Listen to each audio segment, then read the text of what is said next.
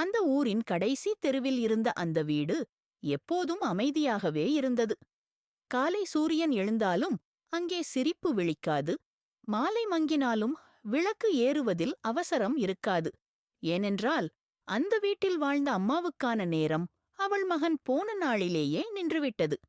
அவன் பள்ளிக்குச் சென்ற காலத்தில் கேட்ட காலடி சத்தம் இன்னும் அவள் காதில் ஒலித்துக் கொண்டே இருந்தது.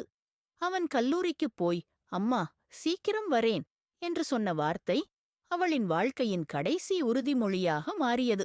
விபத்து, மருத்துவமனை, வெள்ளை சுவர், முடியல என்ற ஒரு வார்த்தை. இதெல்லாம் அவளுக்கு புரியவே இல்லை. அவளுக்குத் தெரிந்தது ஒன்றே ஒன்று, அவன் திரும்ப வராமல் போகவில்லை என்பதே. அதனால்தான் அவள் தினமும் அவனுக்கு பிடித்த உணவை சமைத்தாள். அவன் அறையை சுத்தம் செய்தாள். கதவுக்கு பூட்டு போடவே இல்லை. காலம் அவளிடமிருந்து உடம்பை மெதுவாக எடுத்துக்கொண்டது. முடியில் வெள்ளை வந்தது. கண்களில் பார்வை குறைந்தது. ஆனால் காத்திருப்பு மட்டும் முதுமையடையவில்லை. அக்கம் பக்கத்தார் விட்டுடும்மா என்று சொன்னாலும் அவள் மனசு அம்மா விட்டுட முடியுமா என்று கேட்டது. கடைசியில் ஒரு நாள் அவள் தூங்கினாள்.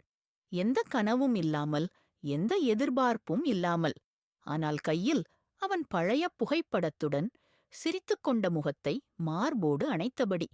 அவள் இறந்த பிறகும் அந்த வீடு வெறுமையாக இருக்கவில்லை. அங்கே இன்னும் காத்திருப்பின் நிழல் இருந்தது. ஏனென்றால் சில அம்மாக்களின் வாழ்க்கை மகனோடு முடிவதில்லை. அது அவரை காத்திருக்கும் வரை உயிரோடே இருக்கும். கதை முடிஞ்சிருக்கு. ஆனா கதைகள் இன்னும் நிறைய இருக்கு. அதையெல்லாம் கேட்க இந்த சேனலை சப்ஸ்கிரைப் பண்ணுங்க. உங்களோட ஆதரவே இந்த கதைகளுக்கு உயிர்.